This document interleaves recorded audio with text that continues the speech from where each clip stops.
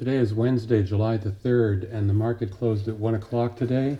In observance of Independence Day, the market will be closed tomorrow, but we had quite a day. The Dow was up 180 points on very low volume.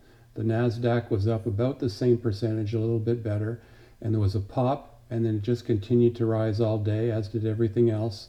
Pretty much average volume in the NASDAQ, and the volume we've come to expect in the S&P 500, about 65 to 70%. Just about everything was green except a couple of banks. We've got advancers, decliners, almost 3 to 1, 70% to 25%, which is going to take our market breadth, which is 4 days in a row now of chattering right here, up just a little bit higher tomorrow. Let's look at what happened to the S&P. We finished up 4 points and a bit short of 3,000. So the market is determined. It would seem that it's going to hit 3,000, and it's all based on the Fed lowering their rates in July, and that's what the market thinks is going to happen. But we had quite the pop today. We appear to. I'm going to take out the inverse head and shoulders because we've already shown how that was exceeded. The neckline was tested, and it had a bounce there. Now what we're looking at is this trend line that started in January of last year, was reached twice in the fall in September and again in October, and it would appear that we are on our way to reaching that trend line. So I am going to just highlight that trend line in Motive Wave. By the way, there's a sale on Motive Wave starting on July the 9th. You can lease this for $60 a month for the professional version, and I highly recommend it. It's such a great product. Create an alert. I'm going to say when it crosses the trend line, I want to hear about it. I actually should have said touches the trend line, but that's not a perfect trend line, so that's good enough. Apple. What did we see today? Let's look at the 1 day. We saw Apple finish a little bit higher, up $1.58.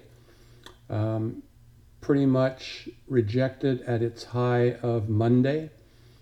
Apple's heading towards trying to close this gap from May. I'm a little lighter in Apple shares than I have ever been in a long time. So I'm going to wait a couple of more days. Let's see how the market behaves at 3,000. Let's see how it behaves at 3016 when it hits that trend line. Caterpillar had up and down day, as you can see, down and up day, but it finished the day lower. That 200 is beckoning, and it's right at the top of the cloud. The 50 simple moving average is dropping, so there's nothing that says that Caterpillar is okay, except that the Chiku span got perfect support on the bottom of the cloud today. So it closed at 135.64, which is exactly at the bottom of the cloud for the Chiku span. And that's where we finished today. Is that going to be support? It certainly has been support all the way up here. The Chiku span has used the bottom of this cloud on intraday basis to work its way up. So let's look for that, and let's put on an alert here that says we're going to put on alert when the Chiku span touches the Senku span B, which is the bottom of a normal cloud, in other words, the bottom of a yellow cloud. And there is our alert. It would have been triggered today. Let's see what happens on Friday, if that support is there. GDX opened up with quite a pop, had then quite a drop. Let's look at the 5 minute, and you can see that it had a big pop in the pre-market. It had a big pop. In the first 5 minutes, there was a pop and drop, continued to drop, then moved up in the day. GDX is still something that I would like to add back into. I think if it's up on Friday, I'm going to add. If it's down, I'm going to look for support on the 8 EMA. I said on Whirlpool that I was going to add. Whirlpool had this kind of a day, and I did add Whirlpool. On a day it finished just below a doji, but I tried to buy the stock in the 145s by selling the 145 Friday call and just trying to work on the premium difference profit for this week. Couldn't get my order filled because the stock was starting to move up too quickly. I ended up selling the 147 calls and buying the stock for just under 146. I did 400 shares, so if we can close over 147, I'll have made about $500. But that's certainly a stock that I like for the future because it's above this trend line now, but I would love to see it come down and touch the trend line and get support there. WDC, our chip stock dropped today by 43 cents. So I guess the shine is off of the China Huawei announcements, but today's volume was only half a day, but pretty pathetic. We did get resistance on this 78.2%. We've seen in the past resistance at 61.8% of a fib that starts here. Actually, it starts, that's not a very good fib.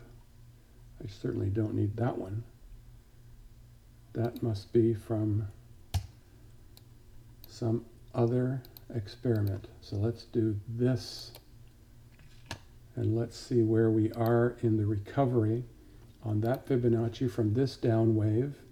We are working up to 38.2, but we've got the 200 to overcome. It does look like if we extend, I'm just giving you I'm finished for the day, but I'm just showing you some things that that motive wave can do now. So I'm going to extend my lines to the left, and let's see if this is a good fib. Well, look at this. This move up, dip, move up, and rejection was off the 78.2. This one, nothing much. Nothing. Yeah, you could say that the 38.2 with this point and this point fits the narrative. This could be some other fib, but it's not one that I use or like to use. So I'm going to keep that Fibonacci in place and say once we're over the 200 that our target, a long-range target, is going to be 61.80 if we're bullish on it. Let's see how the volume has been. The volume has been low all this week. Intel doesn't seem to be feeding properly. This is a stock that we gave up on quite a while ago, thinking that well, it had hit this 130, which is where I'd sold some calls, and then it moved back, and I never looked at it again. I should have bought it when it extended over 130 here, but okay, now I'm rambling on. Have a good